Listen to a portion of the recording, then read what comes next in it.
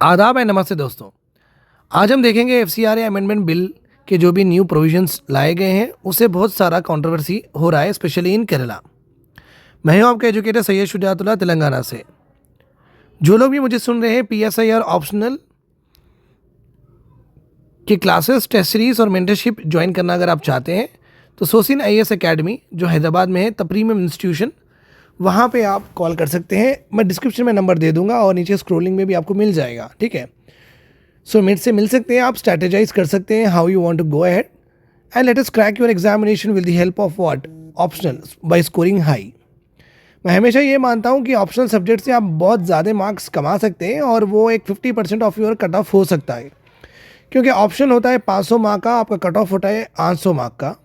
अगर 500 में से आप 300 भी स्कोर कर लेते हैं तो आप बहुत नज़दीक हो जाते हैं। अदर सब्जेक्ट्स में आपको बहुत कम भी अगर आप स्कोर करते हैं तो आपका काम हो जाएगा, ठीक है। चलिए देखते हैं एफसीआरए होता क्या है।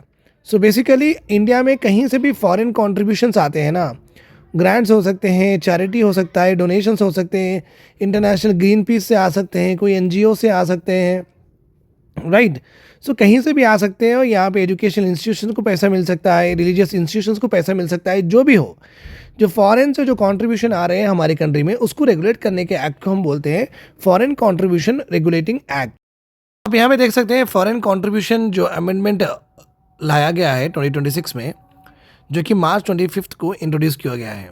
अभी अपने पास अप्रैल 3 चल रहा है। It aims for closer government oversight. Government की बहुत अच्छे से निगाह होनी चाहिए कहाँ पे, और नॉन गवर्नमेंटल ऑर्गेनाइजेशंस, जो भी एनजीओस हो ना, जो फॉरेन फंड्स यूज़ करते हैं, वो मैनेज करते हैं, वो फॉरेन फंड से उनका सेल्फ सस्टेनेंस होता है, वो जो भी आइडियोलॉजी है उनके एनजीओ की वो प्रमोट करते हैं। तो और भी गहरी निगाह हम रखने वाले हैं एनजीओस पे जो कि फॉरेन फंड्स रिसीव कर रहे हैं। सो ये जो प्रॉब्लम है ना, ये केरला में बहुत ज़्यादा है, क्योंकि केरला में बेसिकली बहुत सारे चर्चेस हैं और वहाँ से बहुत सारा फॉरेन कंट्रीब्यूशन आता है वो चर्चेस को।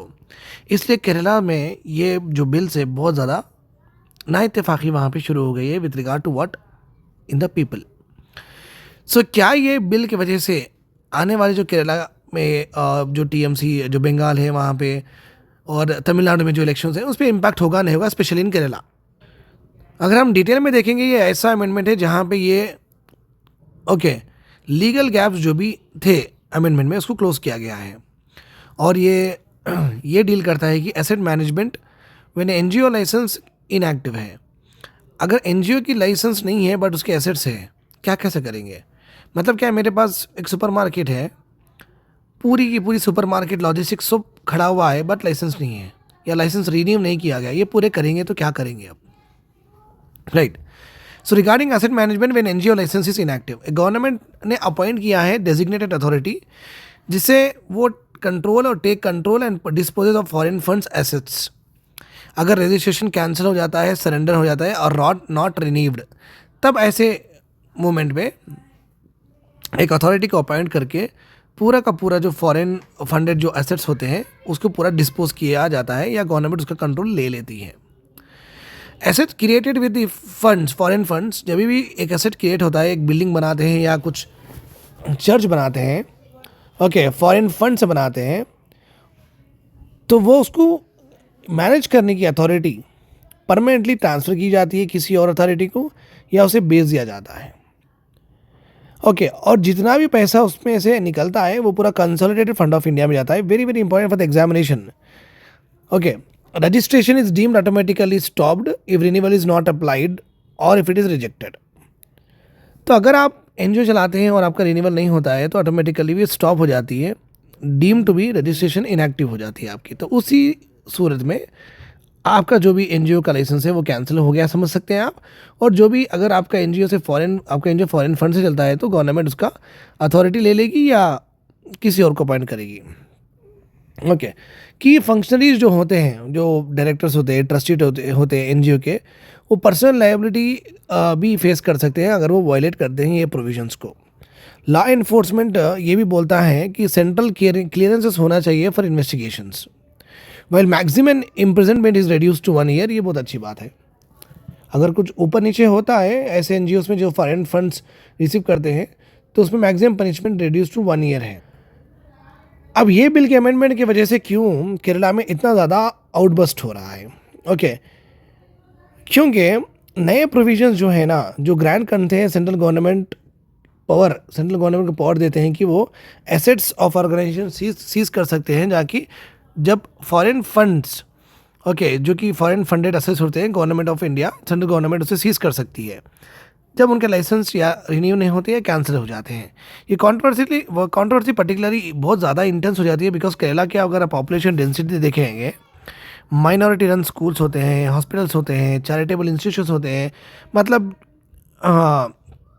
मुसलमान रहो, सिख्स रहो, और आप समझ क्रिश्चियंस रहो, जैन्स रहो, बुद्धिस्ट, तो ये माइनॉरिटी रन बहुत सारे स्कूल्स, हॉस्पिटल्स, चैरिटेबल ट्रस्ट चलते हैं जो कि फॉरेन फंड से चलते हैं।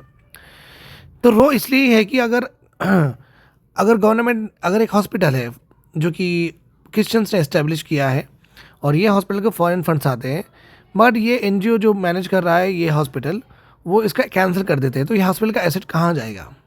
कौन लेगा ये हॉस्पिटल का एसेट? तो गवर्नमेंट ले लेगी इस प्रोविजन के हिसाब से, ये बिल के प्रोविजन के हिसाब से। The row is centred on fears of executive overreach and potential targeting of religious minorities target करने के लिए और एग्जीक्यूटिव को हद से ज़्यादा पावर देने के लिए ये बिल्कुल लाया जा रहा है with the state heading into assembly elections. Organisations क्या बोल रहे हैं केरला में? चर्च के लीडर्स, अपोजिशन पार्टीज ये बोल रहे हैं कि FCRA जो लॉ है जो भी है ना, वो वेपनाइज किया जा रहा है, जहाँ पे वेपन मीन्स ऐसा, ये बिल के प्रोविजंस इस तरीके से बनाए हैं जो कि उसे यूज़ करके properties of Christian and Muslim run welfare organization को ओवर टाइम लेने की कोशिश की जा रही है। जस्ट बिकॉज कि थोड़ा बहुत एडमिनिस्ट्रेटिव वर्क इधर उधर हो गया, थोड़ा बहुत टेक्निकल लैप्सेस हो गया, तो वो रिन्यू नहीं करके ये पूरे हड़प लेना चाहते हैं। इस वजह से ये केरला में बहुत ज़्यादा इसका प्रोटेस्ट हो रहा है। I hope this is all clear to you. Take care, have a nice day, good night. और अच्छे से पढ़िए, एग्जाम नज़दीक है बहुत, और ज्वाइन करिए PSCR classes test series mentorship मेरे साथ। मैं हूँ educator signing off. Good day, right.